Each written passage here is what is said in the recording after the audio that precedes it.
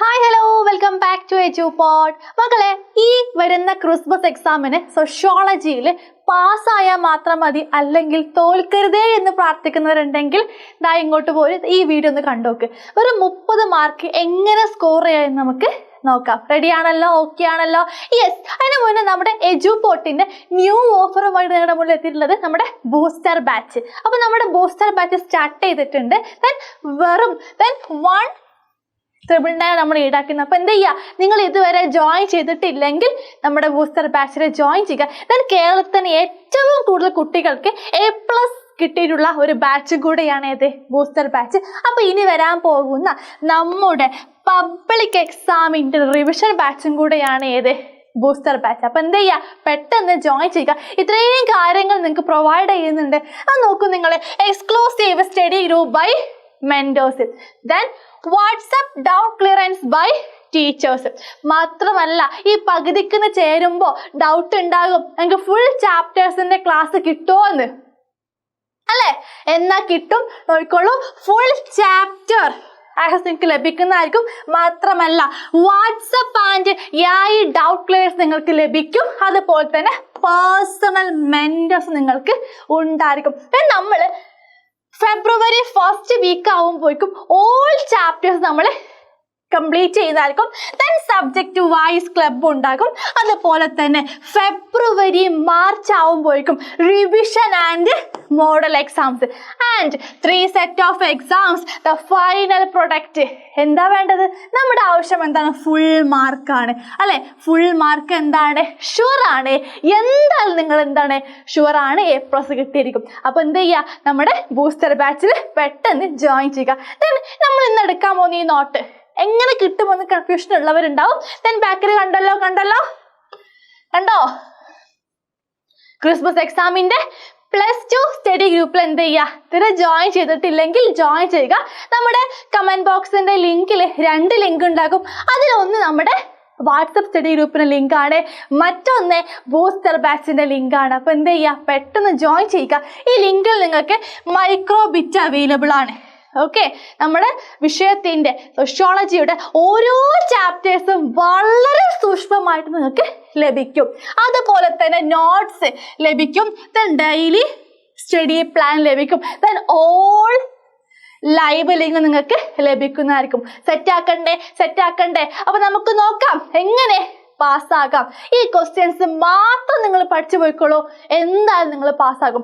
പഠിക്കണം. ഓക്കെ, എന്ന് നമുക്ക് നോക്കാം. First question, discuss the process of sanskritisation according to M.N. Srinivas. What are the limitation and criticism of this concept? M.N. ശ്രീനിവാസന്റെ അഭിപ്രായത്തിൽ സംസ്കൃതവൽക്കരണ പ്രക്രിയയെക്കുറിച്ച് ചർച്ച ചെയ്യുക. ഈ ആശയത്തിന്റെ പരിമിതികളും വിമർശനങ്ങളും എന്തൊക്കെയാണ്? അപ്പൊ അറിയാലോ, ആരാണ് സാൻസ്ക്രിതൈസേഷൻ കോയിൻ ചെയ്ത വ്യക്തിയുടെ പേരാണ് M.N. ശ്രീനിവാസൻ. 1952 അദ്ദേഹം സ്റ്റഡി നടത്തിയത് കർണാടകയിലെ മൈസൂരിലെ കൂർഗിലെ ഒരു വിഭാഗത്തെയാണ്. എന്താണ് യെസ്, ഒരു താഴ്ന്ന ജാതിയെയോ അല്ലെങ്കിൽ ഗോത്രത്തെയോ മറ്റു വിഭാഗമോ ഒരു ഉയർന്ന ജാതിയുടെ പ്രത്യേകിച്ച് അവരുടെ ആചാരങ്ങള്, ജീവിത രീതികള്, വിശ്വാസങ്ങള്, പ്രത്യയശാസ്ത്രങ്ങള് എന്നിവ കൈയടക്കുന്ന പ്രക്രിയയാണ് എന്ത് പറയുന്നത്? സാൻസ്ക്രിതൈസേഷൻ. സമൂഹത്തിൽ വിവേചനം അനുഭവപ്പെടുന്നുണ്ടെങ്കിൽ മറ്റുള്ളവരെ പോലെ എന്തുകൊണ്ട് ഞങ്ങളെയും ആള് റെസ്പെക്ട് ചെയ്യുന്നില്ല എന്നൊരു തോന്നൽ വരുമ്പോൾ അല്ലെ, ഒന്ന് ആലോചിച്ച് നോക്കൂ. ഒരു കാലത്ത് നമ്മുടെ സമൂഹത്തിൽ നിലനിന്നിരുന്ന പ്രക്രിയയാണ് ഏത്? ജാതീയത എന്ന് പറയുന്നത്. തൊഴിൽ വരെ ജാതീയതപരമായിട്ട് ആയിരുന്നു. അപ്പോൾ ഉയർന്ന ജാതിയിൽപ്പെട്ട ആളുകളെ താഴ്ന്ന ജാതിയിൽപ്പെട്ട ആളുകളെ ട്രീറ്റ് ചെയ്യുന്ന രീതി വേറെ തന്നെയായിരുന്നു. അങ്ങനെ ഇത് പ്രാക്ടീസ് ചെയ്യുന്ന സമയത്ത് ഇവരെന്ത് ചെയ്യാണ്? ഉയർന്ന ജാതിയിൽപ്പെട്ട ആളുകളെ പോലെ ഡ്രസ്സ് ചെയ്യുന്നു, പൂനൂല് ധരിക്കുന്നു, അവരെ പോലെ ഭക്ഷണങ്ങൾ കഴിക്കുന്നു, പ്യുവർ വെജായി മാറുന്നു. ക്ഷേത്രങ്ങളിൽ അനുഷ്ഠാനങ്ങൾ, ആചാര രീതികൾ, ലൈഫ് സ്റ്റൈലും കാര്യങ്ങളൊക്കെ എന്ത് ചെയ്യാണ്? അതുപോലെ ആവുകയാണ്. ദെൻ ഇന്ത്യൻ സമൂഹത്തെ ആഴത്തിൽ സ്വാധീനിച്ച ഒരു പ്രക്രിയയാണ് എന്ത് പറയുന്നത്? സംസ്കൃതവൽക്കരണം. ഇത് ഭാഷ, സാഹിത്യം, പ്രത്യയശാസ്ത്രം, സംഗീതം, നൃത്തം, ജീവിതശൈലി, ആചാരം തുടങ്ങിയവയിലെല്ലാം നമുക്കിത് പ്രകടമായിരുന്നു. ദെൻ ഇത് നമുക്ക് ക്രിട്ടിസൈസ് ചെയ്യാം അല്ലെ, അതിന്റെ വിമർശനാത്മകമായ സൈഡ് നമുക്ക് നോക്കാം. എന്താണ് സംസ്കൃതവൽക്കരണം? സാമൂഹിക ചലനാത്മകതയെ, സോഷ്യൽ മൊബിലിറ്റിയെ പെരുപ്പിച്ച് കാണിച്ചു. താഴെ ജാതിയിൽപ്പെട്ടവർ ജാതി ശ്രേണിയുടെ ഉയർന്ന പടിയിലോട്ട് എത്താൻ കഴിയുമെന്നത് വിശ്വസിപ്പിക്കാൻ ശ്രമിച്ചു. എന്നാൽ സംസ്കൃതവൽക്കരണം ഘടനാപരമായ മാറ്റങ്ങളൊന്നും കൊണ്ടുവന്നില്ല. പക്ഷേ ചില വ്യക്തികളുടെ സ്ഥാനങ്ങളിൽ മാത്രമായിരുന്നു വ്യത്യാസങ്ങൾ, വലിയ മാറ്റങ്ങളൊന്നും ഉണ്ടായിട്ട് ഇല്ലായിരുന്നു. ഇതൻ സംസ്കൃതവൽക്കരണം ഉയർന്ന ജാതിക്കാരുടെ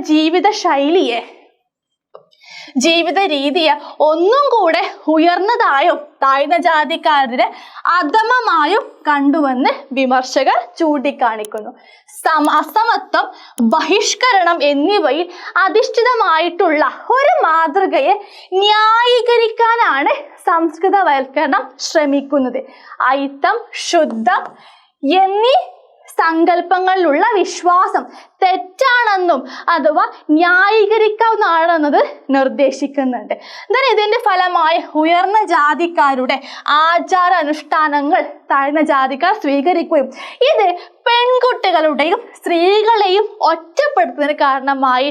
അതുപോലെ ഉയർന്ന ജാതിയിൽ പ്രാക്ടീസ് ചെയ്തിരുന്ന പോലെ ഡൗറി സിസ്റ്റം അല്ലെ, സ്ത്രീധനങ്ങളൊക്കെ അവര് വാങ്ങി അല്ലെ, സമ്പ്രദായങ്ങളും വിഭാഗങ്ങൾക്കെതിരെ ജാതി വിവേചനങ്ങളും കാരണമാകുന്നു. ദെൻ സംസ്കൃതവൽക്കരണത്തിന്റെ ഫലമായി ദളിത് സംസ്കാരത്തെയും സമൂഹത്തിന്റെ സവിശേഷതകളെയും എല്ലാം നശിപ്പിക്കപ്പെട്ടു. ഓക്കെ, ഇനി നമുക്ക് നോക്കാം. അടുത്ത ചോദ്യമാണ്, explain the major social consequences of the green revolution in India. ഇന്ത്യയിലെ ഹരിത വിപ്ലവത്തിന്റെ പ്രധാന സാമൂഹിക പ്രത്യാഘാതങ്ങൾ എന്തൊക്കെയാണ്? അറിയാലോ, 1916 to 1917 നമ്മുടെ ഇന്ത്യയുടെ ഗ്രാമീണ മേഖലയിലെ ഹരിത വിപ്ലവം കൊണ്ടുവരുന്നത്. ഓക്കെ, ദെൻ ഇത് എന്തിന്റെ ഭാഗമായിട്ടാണ്? കാർഷിക സമ്പ്രദായത്തിൽ ഉയർന്ന വിളവ് നൽകുന്ന ഇനം HYV സീഡ്സുകൾ ലഭ്യമാക്കിയ അന്താരാഷ്ട്ര ഏജൻസികളുടെ സഹായത്തോടെയാണ് ഇത് ആരംഭിക്കുന്നത്. കർഷകർക്ക് കൃത്യമായ മാർഗനിർദ്ദേശങ്ങളോടൊപ്പം കീടനാശിനികളും വളങ്ങളും MNC കമ്പനികൾ നൽകുന്നുണ്ട്. അത്യുൽപാദന ശേഷിയുള്ള വിത്തുകൾ, കൃഷിക്ക് ധാരാളം വെള്ളം ആവശ്യമായി വരുന്നു. അതിനാൽ ശരിയായ ജലസേചന സൗകര്യമുള്ള പ്രദേശങ്ങളിൽ മാത്രമാണ് നമുക്ക് ഹരിത വിപ്ലവം കൊണ്ടുവന്നത്. അത് ആരംഭിച്ച പ്രദേശങ്ങൾ പെട്ടെന്നുള്ള സാമൂഹികവും സാമ്പത്തികവുമായ മാറ്റങ്ങൾ കാരണമാവുകയും കൃഷി ദ്രുതഗതിയിൽ വികസിക്കുകയും ചെയ്തു. അതിൻ്റെ ഹരിത വിപ്ലവം ഇന്ത്യയുടെ കൃഷിയെയും ഗ്രാമ സമൂഹത്തെയും വലിയ രീതിയിൽ മാറ്റി. ഇതിന് നല്ലതും ചീത്തതുമായിട്ടുള്ള വശങ്ങളുണ്ടായിരുന്നു. ഇവിടെ നോക്കാം, ഇൻക്രീസ് ഇൻ അഗ്രികൾച്ചർ പ്രൊഡക്ഷൻ. ഇവിടെ കൃഷി ഉൽപാദനം വർദ്ധിച്ചു. Growth of rich farmers class, സമ്പന്ന കർഷക വർഗത്തിന്റെ വളർച്ച. Increase in social and economic inequality അല്ലെ, സാമൂഹിക സാമ്പത്തികമായ അസമത്വങ്ങൾ സമൂഹത്തിൽ വർദ്ധിച്ചു. Change in rural power structure, ഗ്രാമത്തിലെ അധികാര ഘടനയിൽ തന്നെ ഒരുപാട് മാറ്റങ്ങൾ വന്നു. റീജിയണൽ ഇംബാലൻസ്, പ്രാദേശിക അസമത്വങ്ങളും ഉണ്ടായി. അപ്പൊ അതൊക്കെ എന്താ ചെയ്യാ, പഠിച്ചു വെക്കുക. It's very very very important. ഇനി നമുക്ക് നോക്കാം, discuss the panchayat raj institutions in rural development. Explain with refers to their administrative, financial and social responsibilities. അപ്പോൾ ഗ്രാമവികസനത്തിൽ പഞ്ചായത്ത് രാജ് സ്ഥാപനങ്ങളുടെ പങ്ക് ചർച്ച ചെയ്യുക.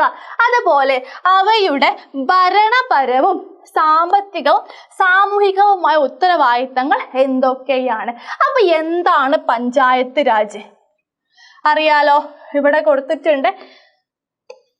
ഗ്രാമീണ വികസനത്തിന്റെ പഞ്ചായത്ത് രാജ് സ്ഥാപനങ്ങൾ നിർണായകമായ പങ്ക് വഹിക്കുന്നുണ്ട്. 73ാം ഭരണഘടന ഭേദഗതി ഇവയ്ക്ക് വ്യക്തമായിട്ടുള്ള ഭരണപരവും ധനകാര്യപരവും സാമൂഹികപരവുമായ ഉത്തരവാദിത്തങ്ങൾ നൽകുന്നുണ്ട്. ഇവരുടെ അഡ്മിനിസ്ട്രേറ്റീവ് റെസ്പോൺസിബിലിറ്റീസ് ആണ് ഭരണപരമായിട്ടുള്ള ഉത്തരവാദിത്തങ്ങൾ. നോക്കൂ, ഒന്നെന്താണ് മെയിൻ, നോക്കൂ,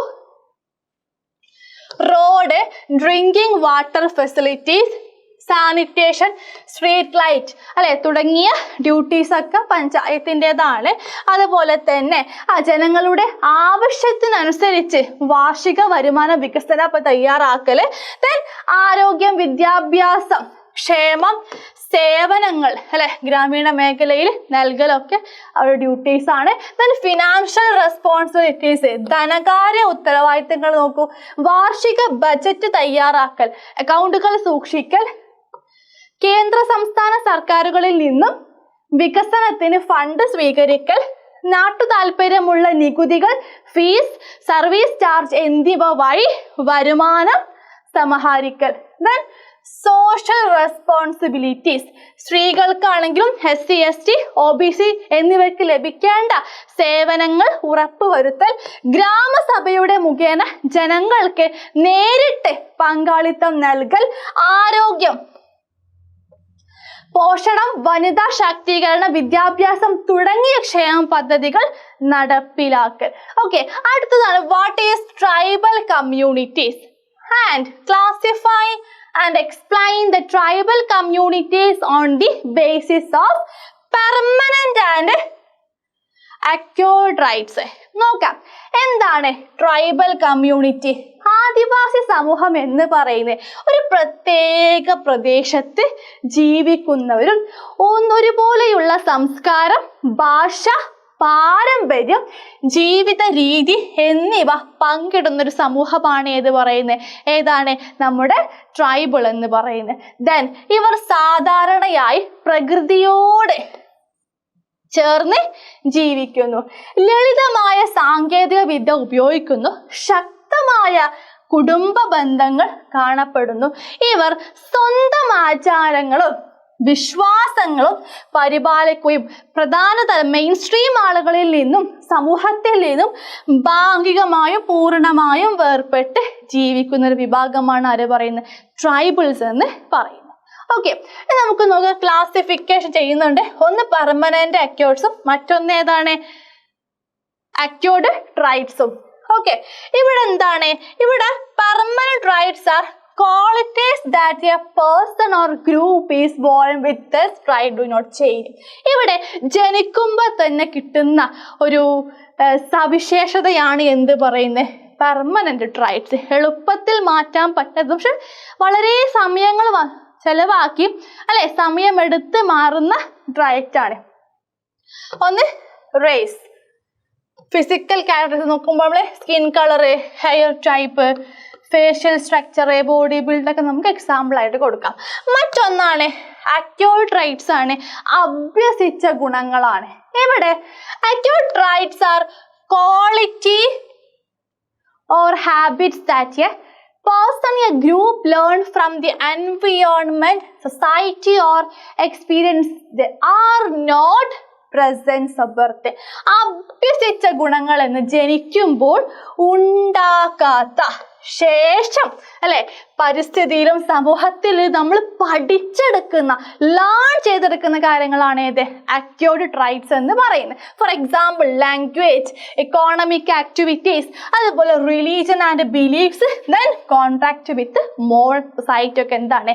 എക്സാമ്പിൾ ആണ്. അടുത്ത് നോക്കാം, നമുക്ക് define features of civil society, evaluate the elements of civil society in organization. അപ്പൊ എന്താണ് സിവിൽ സൊസൈറ്റി? നോക്കൂ, ഇത് എന്താണ്? ഇപ്പൊ സർക്കാരിൻ്റെയോ അല്ലെങ്കിൽ വിപണിയുടെയും നിയന്ത്രണത്തിൽ നിന്നും സ്വതന്ത്രമായി പ്രവർത്തിക്കുന്ന സന്നദ്ധ സംഘടനകളും കൂട്ടായ്മകളും ഉൾപ്പെടുന്ന ഒരു മേഖലയാണ് ഏത്? സിവിൽ സൊസൈറ്റി അല്ലെങ്കിൽ പൗരസമൂഹം എന്തുകൊണ്ട് അർത്ഥമാക്കുന്നത്. ഇവരെന്ന് പറയുമ്പോൾ എന്താവും, വളണ്ടർലി മെമ്പർഷിപ്പ് ആവും നമുക്ക് അല്ലെ. യാതൊരു നമുക്ക് എന്ത് ചെയ്യാം, അവിടെ പോയിട്ട് മെമ്പർഷിപ്പ് എടുക്കാം. മറ്റൊന്ന് എന്താണ്, ഇൻഡിപെൻഡന്റ് ഫ്രം ദി സ്റ്റേറ്റ് അല്ലെ, സർക്കാരിൽ നിന്ന് എന്താണ് സ്വാതന്ത്ര്യം ഉണ്ട്. പ്രൊമോട്ട് പബ്ലിക് ഇൻട്രസ്റ്റ്, താല്പര്യങ്ങൾ സംരക്ഷിക്കല്. Then non profit in nature അല്ലെ, ഇവിടെ എന്തായാലും ലാഭമല്ല അല്ലെ, വെൽഫെയറും കാര്യങ്ങളൊക്കെയാണ്. Then encourage participation and democracy, ജനാധിപത്യ പങ്കാളിത്തം പ്രോത്സാഹിപ്പിക്കുന്നു. ആൻഡ് സിവിൽ സൊസൈറ്റി ഓർഗനൈസേഷൻസ് നോക്കുകയാണെങ്കിൽ promoting human strengthening social welfare and development. Then controlling government power and എൻവയോൺമെന്റൽ പ്രൊട്ടക്ഷനിലൊക്കെ അവരുടെ ഓർഗനൈസേഷൻ കാര്യങ്ങളൊക്കെ നമുക്ക് കാണാൻ പറ്റും. ഓക്കെ, മറ്റൊന്നാണ് define regionalism and evaluate the causes and consequences on Indian context. എന്താണ് പ്രാദേശികവാദം, അതിൻ്റെ ഇന്ത്യൻ സാഹചര്യത്തിൽ അതിൻ്റെ അനന്തരഫലം വിലയിരുത്തുക. അപ്പൊ നമുക്ക് നോക്കാം എന്താണ് പ്രാദേശികത. റീജിയണിസം, പ്രാദേശികത ഒരു വ്യക്തിക്ക് തൻ്റെ സ്വന്തം പ്രദേശത്തോടുള്ള ശക്തമായ സ്നേഹവും അല്ലെ ഒരു തിരിച്ചറിവുമാണ് അല്ലെ. എൻ്റെ ഭാഷ, എൻ്റെ സംസ്കാരം, എൻ്റെ ചരിത്രം അല്ലെ, സാമ്പത്തിക കാരണങ്ങൾ കൊണ്ടാണ് ഇത് എന്തുണ്ടാകുന്നത്, ഈ ഒരു പ്രാദേശിക സ്നേഹം അല്ലെങ്കിൽ പ്രാദേശികവാദം ഉണ്ടാകുന്നത്. ഓക്കെ, ദെൻ അതിൻ്റെ മെയിൻ റീസൺസ് എന്തൊക്കെയാണ്, ക്വസ്റ്റ്യൻസ് നോക്കാം. ഒന്ന് ലാംഗ്വേജ് ആണ് അല്ലെ, ഭാഷാ വ്യത്യാസം. ഓക്കെ, ഇവിടെ people strongly identify with their mother tongue. Example അല്ലെ, തമിഴ്, ബംഗാളി, മറാത്തി, മലയാളി. ഓക്കെ, മറ്റൊന്ന് കൾച്ചറൽ ഡൈവേഴ്സിറ്റി ആണ്, സാംസ്കാരിക വൈവിധ്യമാണ്. Different regions have different festivals, food, dress and traditions. Then unequal development ആണ്, some states are rich and developed, then other fields neglected. Okay, സാമ്പത്തിക അസമത്വങ്ങളൊക്കെ നമുക്ക് കാണാൻ പറ്റും. അതിന് കോൺസിക്വൻസ് നോക്കാം. പോസിറ്റീവ് എഫക്റ്റ് എന്തൊക്കെയാണ്, ഇംപ്രൂവ് ഡെവലപ്മെന്റ്, വികസനം മെച്ചപ്പെടുത്തുന്നു. പ്രൊട്ടക്റ്റ് കൾച്ചർ, പ്രദേശത്തിന്റെ സംസ്കാരം സംരക്ഷിക്കുന്നു. നെഗറ്റീവ് എന്തൊക്കെയാ വരുന്നത്, ഒന്ന് ട്രീറ്റ് ടു നാഷണൽ യൂണിറ്റി, ദേശീയ ഐക്യം ദുർബലമാകാം. ഇന്റർ സ്റ്റേറ്റ് കോൺഫ്ലിക്റ്റ്, സംസ്ഥാനങ്ങൾ തമ്മിൽ തർക്കങ്ങൾ ഉണ്ടാകാം. ദെൻ വയലന്റ് മൂവ്മെന്റ്, അതിക്രമപരമായ പ്രസ്ഥാനങ്ങൾ ഉണ്ടാക്കുവാനും അതൊരു കാരണമാകാം.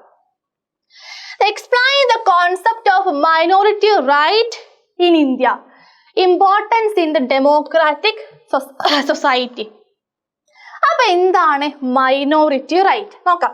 സമൂഹത്തിൽ സംഖ്യാപരമായിട്ട് ചെറിയതോ സാമൂഹികമായ പിന്നോക്കത്തിലോ ഉള്ള ഗ്രൂപ്പുകൾക്ക് നൽകിയിട്ടുള്ള പ്രത്യേക സംരക്ഷണങ്ങളെയാണ് എന്ത് മൈനോറിറ്റി റൈറ്റ്സ് എന്ന് പറയുന്നത്. ഇന്ത്യയിൽ മതന്യൂനപക്ഷങ്ങളും അതുപോലെ തന്നെ ഭാഷാ ന്യൂനപക്ഷങ്ങളും ഉൾപ്പെടുന്നുണ്ട്. ഇവരുടെ സംസ്കാരവും തിരിച്ചറിവും സംരക്ഷിക്കാൻ ഇന്ത്യൻ ഭരണഘടന നിരവധി വ്യവസ്ഥകൾ നൽകുന്നുണ്ട്. അതിൽ പ്രധാനപ്പെട്ടതാണ് ഈ ആർട്ടിക്കിൾസ് ഒക്കെ. ആർട്ടിക്കിൾ 29 എന്താണ്, protection of cultural and educational rights. Article 30, right of minorities to establish and manage their own educational institutions. Article 14 and 15, equality before law and protection against discrimination. Article 350A and 350B, safeguard for linguistic minorities. Okay, then നമുക്ക് നോക്കാം minority റൈറ്റ്സിന്റെ importance ആണ്. അത് ന്യൂനപക്ഷങ്ങളുടെ സംസ്കാരവും തിരിച്ചറിവും സംരക്ഷിക്കല്, അവരെ വിവേചനത്തിൽ നിന്നും ചൂഷണത്തിൽ നിന്നും സംരക്ഷിക്കുന്നു, സമത്വവും നീതിയും ഉറപ്പാക്കുന്നു, ജനാധിപത്യത്തിന്റെ കേന്ദ്രീകൃത മൂല്യങ്ങൾ എല്ലാ വിഭാഗങ്ങൾക്കും ഉൾക്കൊള്ളാൻ അനുഭവപ്പെടുന്നത് വഴി ദേശീയ ഐക്യം ശക്തമാക്കുന്നു, ന്യൂനപക്ഷങ്ങളുടെ സാമൂഹിക രാഷ്ട്രീയ വിദ്യാഭ്യാസം നമുക്കത് കാണാൻ പറ്റും. അപ്പോൾ ഇത്രയും കാര്യങ്ങളാണ്. ഇത് മാത്രം പഠിച്ചു പോയിക്കോളും, നിങ്ങൾക്ക് പാസ്സാകാൻ പറ്റും. ഓക്കെ ആണല്ലോ? അപ്പോൾ ഈ നോട്ട് ലഭിക്കാൻ എന്ത് ചെയ്യുക, നമ്മുടെ ക്രിസ്മസ് എക്സാമിൻ്റെ സ്റ്റഡി ഗ്രൂപ്പിൽ ജോയിൻ ചെയ്യുക. നിങ്ങൾക്ക് നോട്ട് മാത്രമല്ല ദെൻ വരാൻ പോകുന്ന ലൈവ് ലിങ്ക് ആയിക്കോട്ടെ, ഓരോ വിഷയങ്ങളുടെയും മൈക്രോബിറ്റും ഡെയിലി സ്റ്റഡി പ്ലാനും ഒക്കെ നിങ്ങൾക്ക് ലഭിക്കും. അപ്പോൾ ഓക്കെ ആണല്ലോ, സെറ്റ് ആണല്ലോ? മറ്റൊരു വീഡിയോയുമായിട്ട് വീണ്ടും കാണാം. അതുവരെ ബൈ.